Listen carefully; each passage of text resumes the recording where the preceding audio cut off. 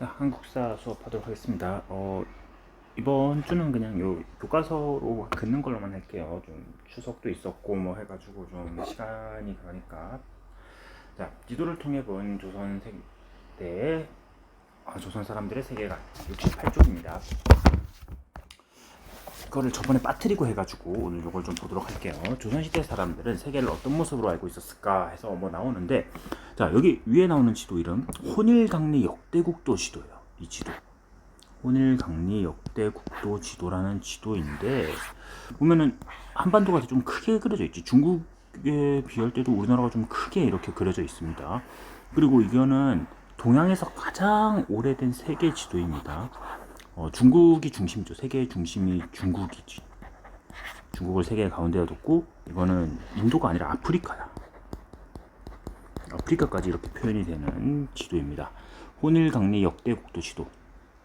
중심에 중국을 그려 중국 중심의 세계관의 바탕으로 하고 있다.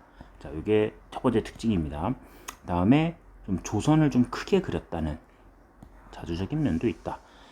요 세계관 별표 하나 쳐놓고, 조선 초기에 세상의 중심이 중국이며 그 주변에 오랑캐가 있다는 화이론적 세계관을 토대로 세계를 인식하고, 그래서 4대 외교를 펼치는 근거가 된 것도 합니다. 다음, 혼일 역대국도 강리지도. 유럽, 아프리카, 인도 등이 삭제되어 세계를 바라보는 시각이 이전보다 축소돼. 그러니까 그전에는 이런 인도나 아프리카 뭐 이런 게 있었는데 없어졌어요. 여기는 그냥 중국까지만 그려졌어. 오히려 시각이 이전보다 축소되고, 조선은 이전과 마찬가지로 크게 그렸다. 여기에 반영된 세계관은 지배층 사이에서 화이론적 세계관이 확대되는 가운데 조선은 중화 문명을 수용한 소중화라는 자부심이 높아졌다. 1402년 건국 초기, 여기는 사림이 점점 득세하는 16세기 고려만국전도, 자, 이거는 아예 세계 지도지. 지금 보면은 그냥 중국이 가운데 있는 것도 아니고 뭐 아메리카, 아프리카까지 그려져 있는데, 자, 활동 보면은 지도를 보고 가에 들어갈 내용을 말해보자. 여기에 반영된 세계관은 뭐냐? 쓰도록 합시다. 같이. 조선의 지배층이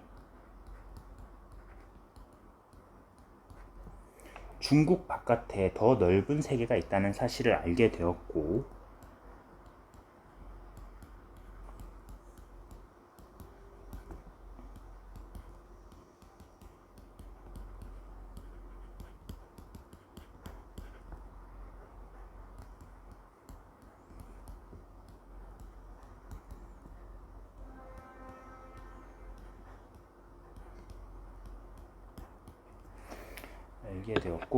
중국 중심의 세계관에서 벗어나는 데 영향을 주었다.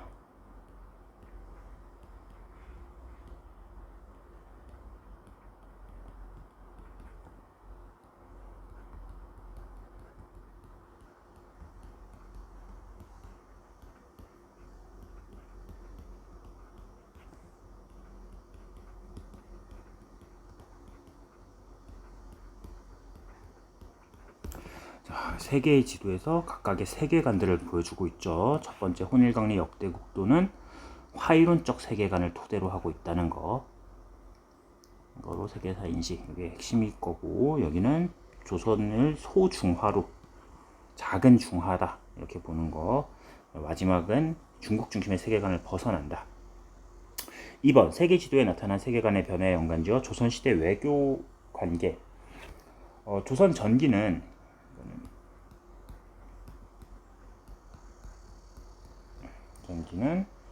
중국 중심 세계관을 바탕으로 명나라의 4대 외교,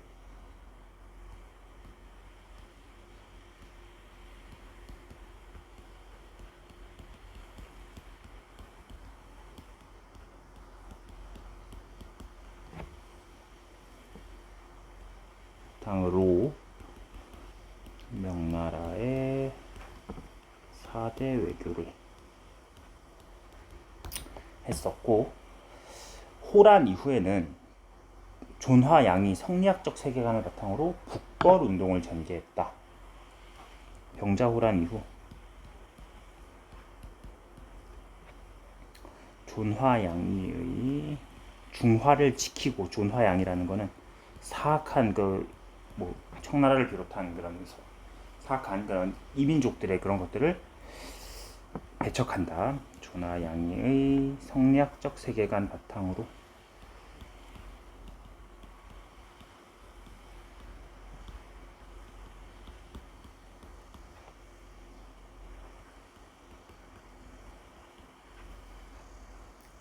국벌운동, 효종이 했던 거죠. 청나라 정복하자. 그리고 나서 서양 문물을 접하면서 점차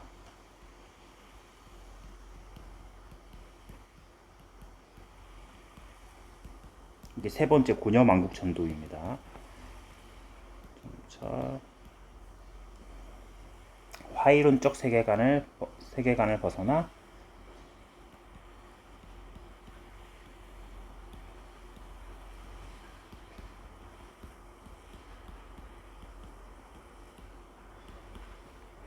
청과의 교류에 적극 나선다.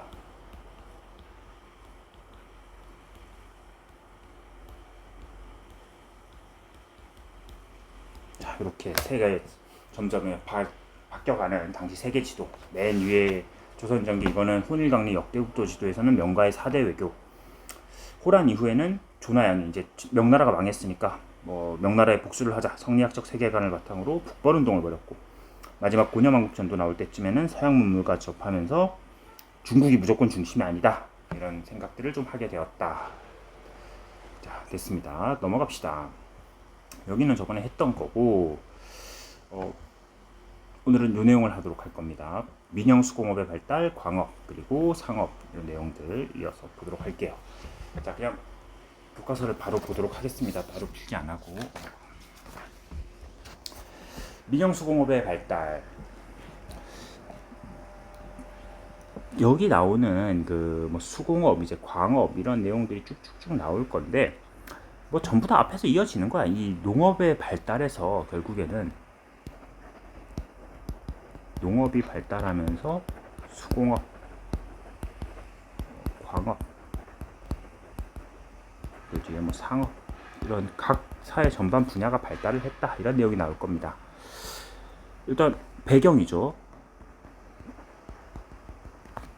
도시의 인구 증가, 그리고 대동법 실시로 제품의 수요가 늘어나면서 수공업 생산이 촉진되었어. 대동법은 앞에 나왔는데 직접 그 물건을 현물로 내던 것을 쌀이나 포, 전 뭐 이런 걸로 바꿔서 내는 거였잖아. 자, 그런 걸 실시를 하면서 공인들이 등장을 했죠.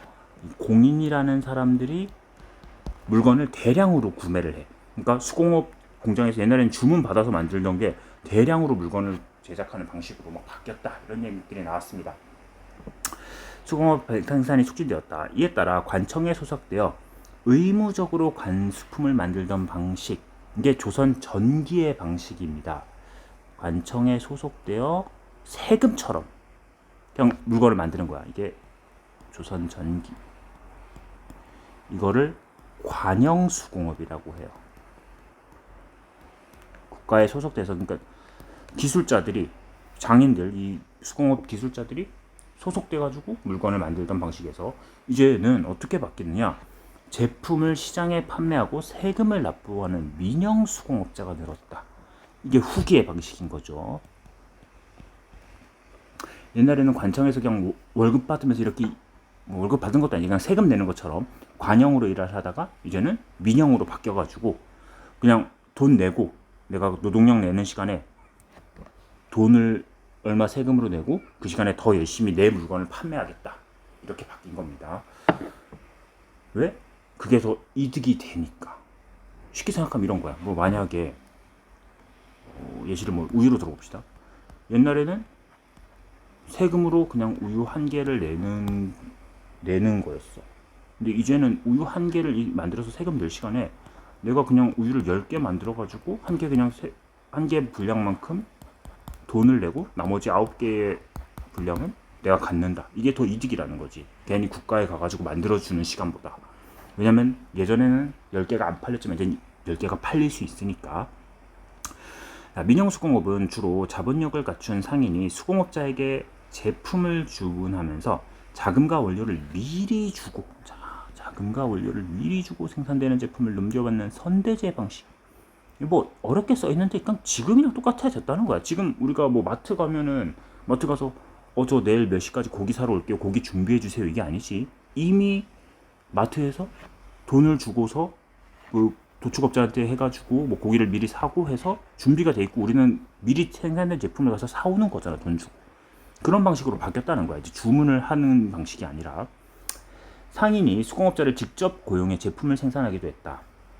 하지만 18세기 말 이후 일부 수공업자는 상업자본의 지배에서 벗어나 스스로 제품을 생산 판매하는 독립수공업자로 성장. 그러니까 상인들에게 이제 돈을 받고 물건을 제작하다가 점점 수공업자들이 성장을 했다는 얘기죠. 다음 광업의 활성화. 수공업이 발달하자 그 원료인 광산물 수요가 급증하여 광업도 활성화되었다. 정부는 처음에는 자, 이것도 배경하고 밑줄 좀 그어놓을게요.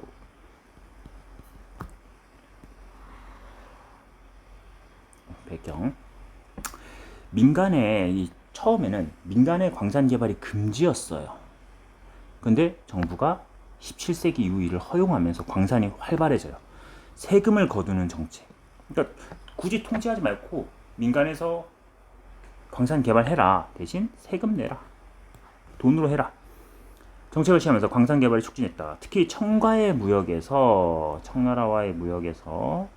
성행하여 이 결제 수단인 은의 수요가 늘면서 은 개발이 활기를 띱니다. 청나라가 우리나라 엽전 안 받고 은으로 받았던 거죠. 광산 채굴의 수익성이 높아지자 상업 자본이 광산 개발에 유입되었다. 광산 개발은 주로 덕대라는 전문 경영인이 조달받아서 채굴. 학자인 혈주와 노동자를 고용하는 형태. 그러니까 전문 경영인까지 등장을 해. 완전 자본주의적인 모습을 보이는 거죠. 덕대라는 전문 경영인이 등장하고 상업 자본을 끌어들여서 혈주와 노동자를 고용합니다. 혈주는 채굴업자입니다. 이 과정에서 채굴, 운반, 재련 등의 분업과 협업이 발달했고 자본과 경영, 노동이 분리되는 생산 방식이 나타났다. 다음 페이지. 상업정책의 변화와 사상의 성장. 정부는 중농정책을 내세워 상업을 통제하면서 일부 특권 상인에게만 상업활동을 허용했다. 자, 이거 전기죠. 역시 전기에 중농정책을 내세워 상업을 통제. 그 일부 특권 상인, 이게 시전 상인이었잖아. 정부의 시전 상인. 금난 정권. 앞에서 그 정조 얘기할 때 했습니다. 그러나 양난 이후 도시 인구가 늘어나고 배경이죠. 변화의 배경. 양난 이후 도시 인구가 늘어나고 농업과 수공업 분야의 생산력이 높아지면서 상품화폐 경제가 활성화되었다.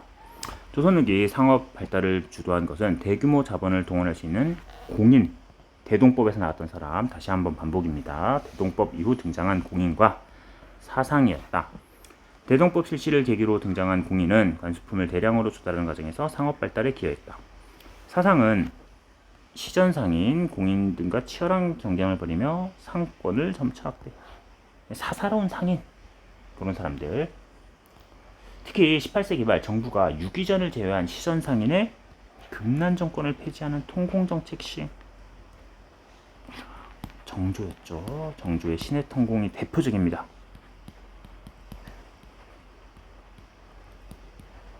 이 시전 상인들이 금난 정권이라는 거는 자기들만 이 물건을 판매하고 다른 사람들은 판매 못하게 금지할 수 있는, 난전을 금할 수 있는 권리야. 근데 이 금난 정권을 없앤다는 거는 경쟁하라는 거죠. 사상들이 등장할 수 있다. 사상이라는 거는 쉽게 생각하는 거야. 시전 상인은 정부로부터 허가받은 상인이고 사상은 그냥 개개인의 상인들이야. 자기 물건 갖다 판매하는. 근데 그 사상들을 이렇게 통제하는 금난 정권을 폐지한다는 거죠. 자, 다음에 사상의 상업활동은 더욱 자유로웠으며 이 과정에서 잠깐만요. 밥이 태고 있어서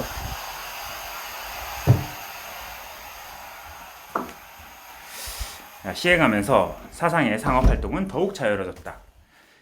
이 과정에서 일부 사상은 한성을 비롯한 주요 도시를 거점으로 특정 물품을 대량으로 거래하면서